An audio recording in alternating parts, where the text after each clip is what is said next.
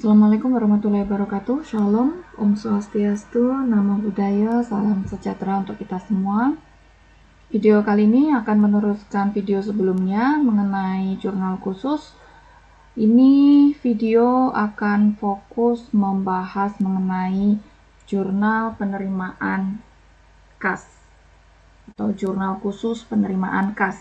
Jadi, jurnal khusus penerimaan kas ini itu secara umum itu adalah untuk penerimaan cash yang terkait dengan penjualan tunai ataupun pengumpulan AR atau penagihan AR seperti itu. Konsepnya sama seperti video sebelumnya. Kalau video sebelumnya itu membahas mengenai formatnya sales journal, di sini ada format untuk cash receipt journal. Jurnal khusus penerimaan kas. Nomor halamannya biasa disingkat dengan CR1, CR2, dan seterusnya. Karena ini tadi berhubungan dengan penerimaan cash, maka di sini ditulis cash debit. Kemudian tadi ada penerimaan pembayaran piutang dagang. Nah, piutang dagang itu kan ada terminnya kan. Jadi ada beberapa customer yang dia berhak mendapatkan sales discount.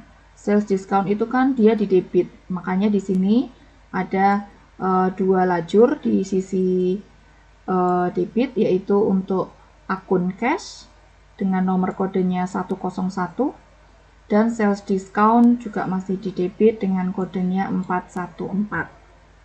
Nah, ini sisanya itu yang berhubungan dengan kredit, lajur kredit. Kalau misalnya ada pembayaran AR, berarti kan debitnya cash, kreditnya AR. Berarti kan kredit AR dimasukkan di sini, di kredit. Kemudian sales revenue. Kalau kita jual tunai, jurnal umumnya itu kan cash di debit, kreditnya sales revenue kan. Jadi di sini ditulis sales kredit.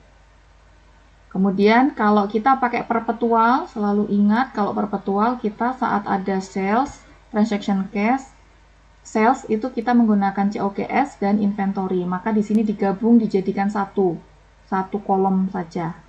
Karena ini satu set ya, satu set tulis aja satu, cuma dikasih keterangan COGS DR, inventory CR.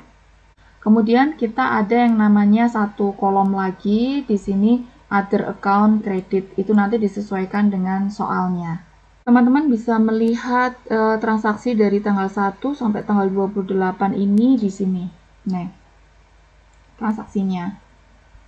Kita lihat, misalnya tanggal Mei, tanggal 1, pemegang saham menginvestasikan $5.000 ke dalam bisnis untuk ordinary share, saham umum.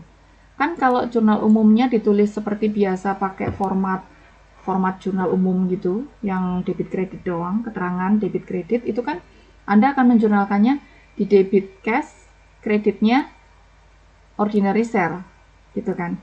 Misalnya mau dimasukkan ke dalam cash receipt journal, berarti Anda tinggal masukkan saja di sini tanggal 1, account yang dikreditkan. Di sini nulisnya account yang dikreditkan ya. Jadi tulis account-nya, atau kalau misalnya dia terhubung dengan nama customer atau supplier tinggal ditulis. Selebihnya yang kosong-kosong ini tidak perlu. Ya. Jadi tanggal 1 kita cukup menuliskan nama akunnya yaitu share capital ordinary. Referensinya ini diisi nanti pada saat posting ya. Sekali lagi ini diisi saat posting nanti. Kayak tadi cash 5.000, kreditnya other account. Tulis di sini. Karena bukan AR, bukan sales, bukan pula COGS dan inventory. Jadi di other account, kolom other account 5.000. Di kredit. Tulis di sini nama akunnya, biar nanti saat posting tidak perlu mau buka-buka lagi nota atau kwitansi ini apa sih, transaksi apa gitu. Sudah jelas di sini. Tanggal 7. Penjualan tunai barang dagang dengan total 1.900 kemudian harga pokoknya 1.240. Tinggal dimasukkan. Karena penjualan tunai biasanya kita tidak perlu menanyakan nama customernya ya. Jadi ini makanya kenapa kosong di sini. Nah, tinggal dimasukkan cashnya 1.900, sales revenue 1.900. Ingat, ini ada perpetual, berarti dia ada penulisan penjurnalan untuk COGS dan inventory di sini, debit kredit 1240. Tanggal 10 menerima pembayaran berupa cek 10.388 dari Abot Sister untuk pembayaran invoice 101.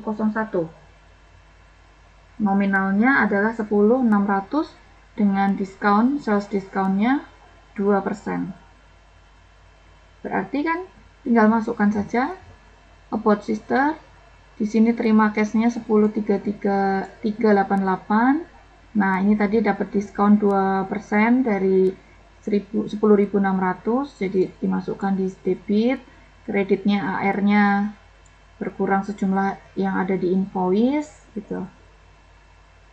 Dan tinggal dimasukkan. Kita tidak perlu menuliskan nama akun-akunnya, kelamaan ini tinggal masukin angka. Dan itu berlaku juga ya untuk tanggal 12 sampai dengan 28. Paling ini ya yang sedikit beda, kita coba cek yang 22 nih.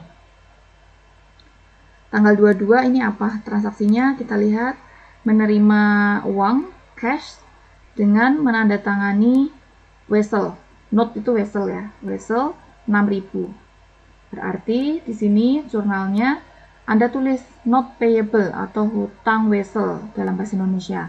Tuliskan cashnya di kolom cash di sini 6.000, kemudian di other account-nya 6.000. Other account di sini ditulis nama akunnya. Seperti share capital. Periodenya udah berakhir, seperti biasa dijumlahkan saja, ditulis di bawah jumlah ini nomor akunnya. Khusus untuk yang other account, karena ini berbeda-beda ya, itu nggak ditulis nggak apa-apa, ataupun ditulis boleh. Berarti nanti misalnya share capital, dia share capital itu akunnya 311, berarti nanti ditulis 311, nah not payable berapa? Not payable 200, nah berarti koma 200 misal gitu. Nggak ditulis pun nggak apa-apa, asal di sini sudah jelas nama akunnya sesuai dengan account chart-nya perusahaan. Kalau ini slash ya, garis miring, karena debit kredit dia beda posisi.